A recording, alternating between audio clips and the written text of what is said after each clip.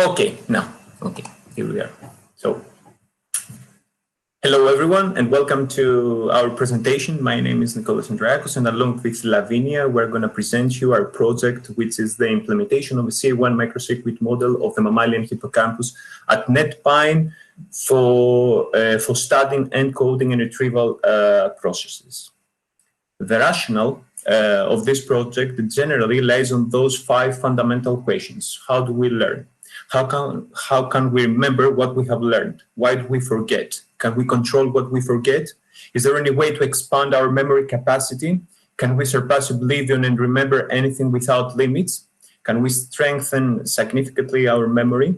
All these questions related to memory research, and our aim was to understand how neural circuits encode, storage, and retrieve information. We decided to implement a computational model of memory formation, add a more detailed morphology, and STTP learning rule. So before I go into the model itself and show you results of this work, I will start with some basic information about what hippocampus is, so we all know what we're talking about.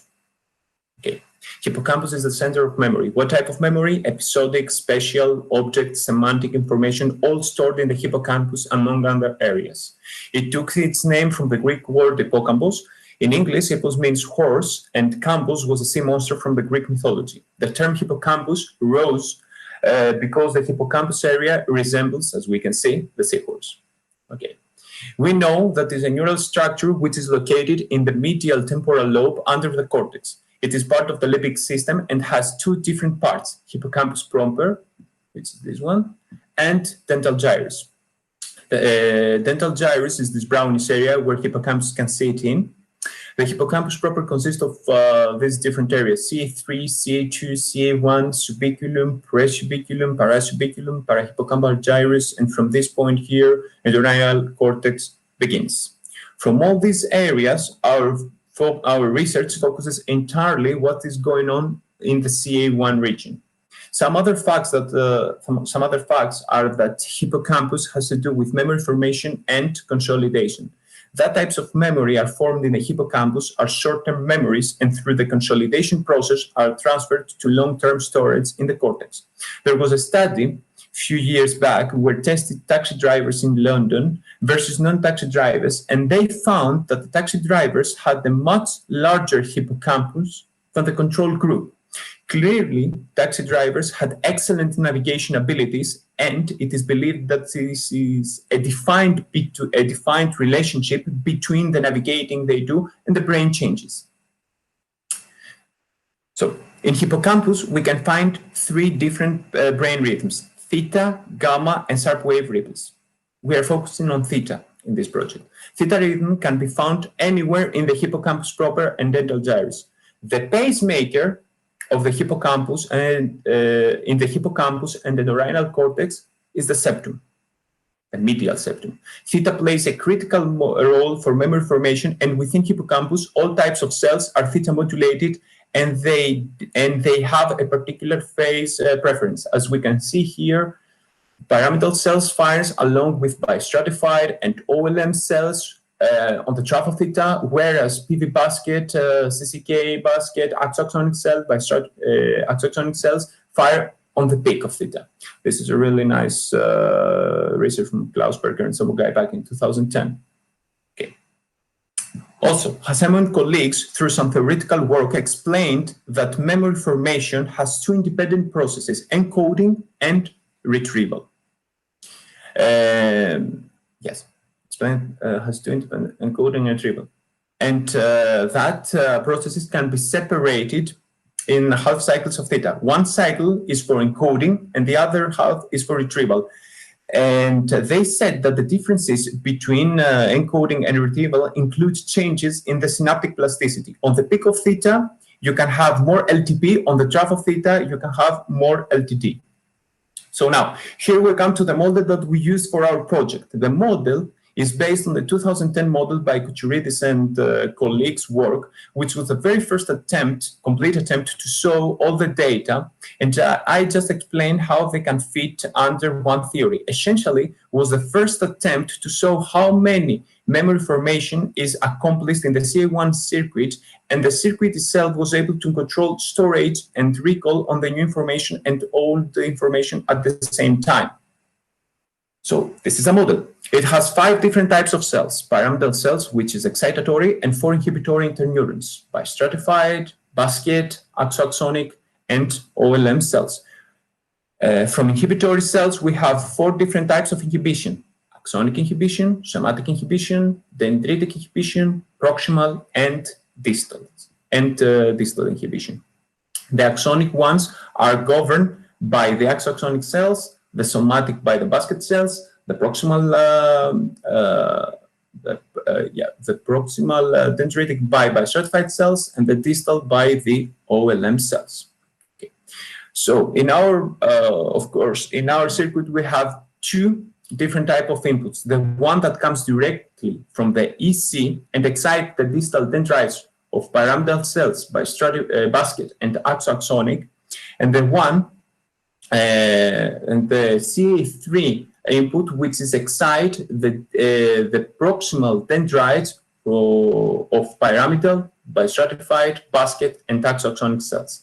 OLM cells don't receive any of these inputs. Also, in our model, we have the septum here, which is the pacemaker of the theta, particularly the GABAergic cell in the septum, and which is selectively go and inhibits all the interneurons in this circuit: OLM, axoaxonic, basket, and bistratified. Also, in our model, we have 4 types of synapses that can be used: AMPA and NMDA, which is excitatory synapses; GABA A and GABA B, which is inhibitory synapses. GABA A is ionotropic, which is very fast, and GABA B is metabolotropic, which means it's very slow.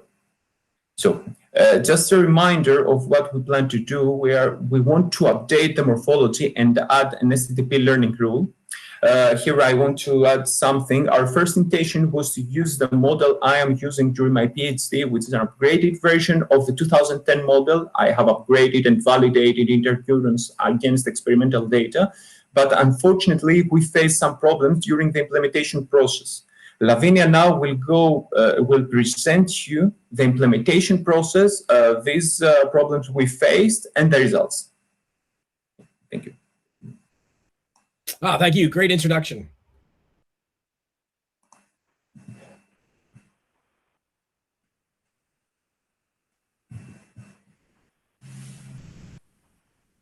We can't hear you. Are you muted or? Okay. Hello, guys. Can you hear me now? That's okay. Okay, so I'm using this camera, but I'm looking the tile here. So okay, I'm going to present my screen. Okay, can you see my screen? Yep, looks good. Okay. Maybe make it full screen. Or, yeah. Okay, now that's in the full screen, right?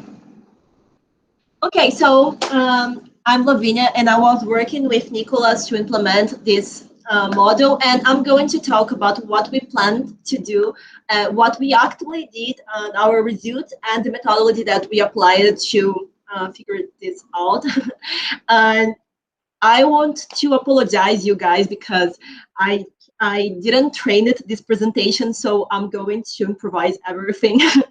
And let's go.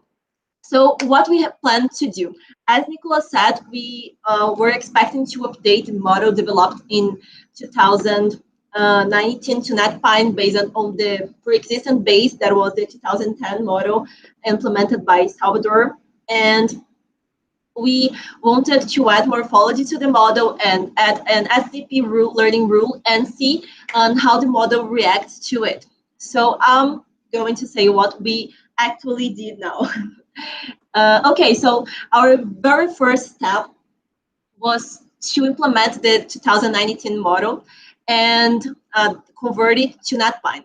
And what's new about this model?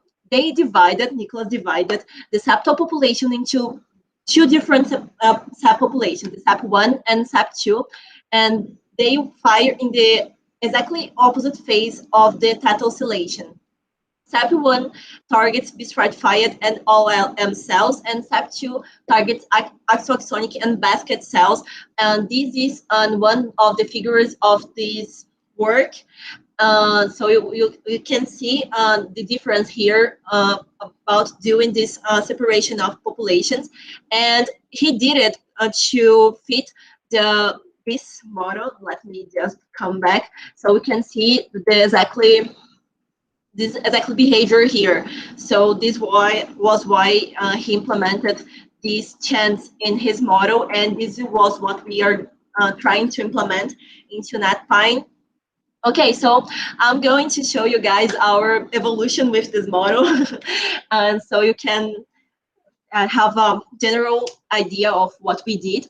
First of all, we just implemented the adaptations of the model. So we did it, and we thought that it would be just that easy implementing the chants, and it will work perfectly. But this was our very first version of the results. So they are very, very messy. They don't seem to work just fine. So we keep going with this model, and we found actually an error, but not exactly an error in the original version.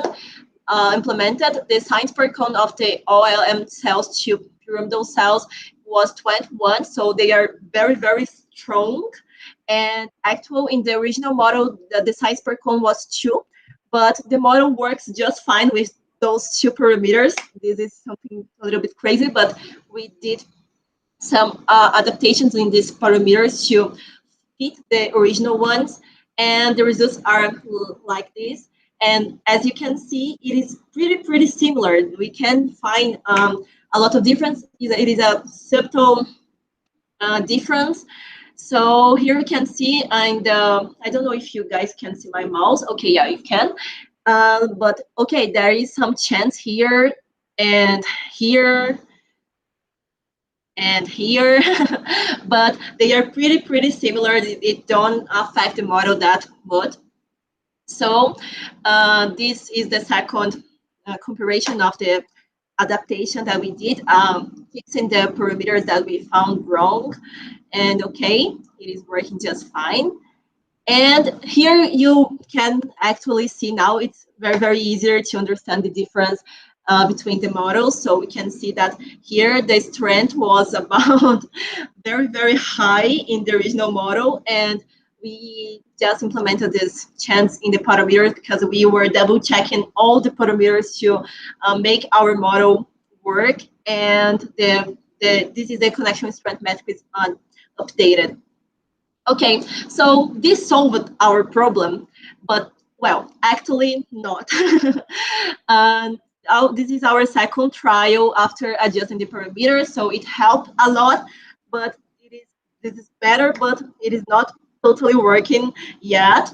And okay, so this is our third trial. This helps a lot. It's very better, but as we can see here, the pyramidal cells are firing with the basket cells, and it should be happening. And this was our very best version for a long period, so we could do a better one with this. And after that, we got that is firing with the SAP2 that was expecting to do, but it's still firing with the basket cells, and it shouldn't be happening. So this is the very best version that we have here. So now we can see that after the 200 milliseconds, we have the firing pattern that we expected, but after that, before that, we don't have the expected firing pattern. But they are working just fine because they are, firing with the right cell types. So pyramidal cells are firing in the opposite phase of the basket cells in that after part of the model. So it was the best version that we had. Actually, we are almost there. And okay, so what we expected, so what are we comparing these figures with? This is the result of the Nicholas 2019 model in the neuron interface. So this is how it should work. So you guys can have this comparison. Okay, so this is the sixth trial and is very, very better, but this is a thing that is not told in this figure, that we are not using the correct connection rules. I inverted the connection rules because our model was showing the exactly opposite phase, so it is not working as it should. But we were trying to figure out what the problem was, and doing this, we had this better version and better figure, but we are working on this actually. Okay, so now I'm showing you guys the result that is the best result that we consider because it's using the right connection rules and everything. So this is the best version. This is the 2D NAP representation of this version, this model that we implemented. And okay, that's it about this part. And now I'm going to tell you guys a little bit about the data-driven model implementation that we did. Okay, so what was the idea? We are going to implement the morphology cells used by Migliori that are very, very beautiful, as you can see here. And we used a base code that Fernando Borges, that is here, just did, and he just plotted this beautiful figure that I'm presenting here. We have some beautiful figures too, but I just plotted the neuron by neuron, so I don't have this net figure. That was why I just put this here. But okay, so the idea was implementing the Migliori cells with its morphology in the model. But to do it, we had some problems because this model is really, really detailed. So they have the ionic channels distributed along the cells in a very specific way that they had experimentally. So we had to import the mod files and all the mechanism of the synapses to make this work. And okay, so this was the code that we used to implement the morphology in the cells. Okay. And okay, so to import these mechanisms that I told you guys that I had to implement, we used this article that was Ecker et al., the data-driven integration of hippocampal CO1 synapse physiology in silico. And in this model, we have a lot of parameters integrated, so it is easier to deal with all these channels and synapses that we have to import. This is the table.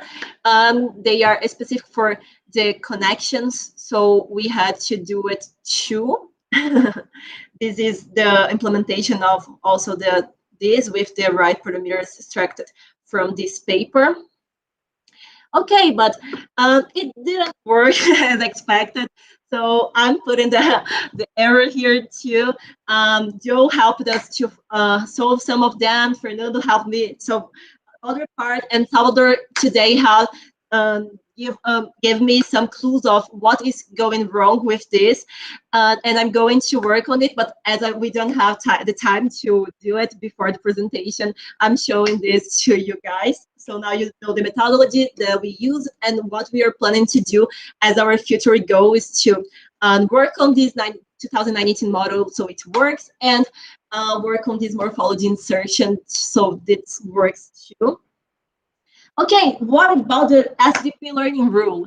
Yep, we tried it for, I don't really know how to say this number in English, but okay, I will try, for 100,000 milliseconds, but we didn't show any effect actually in doing this.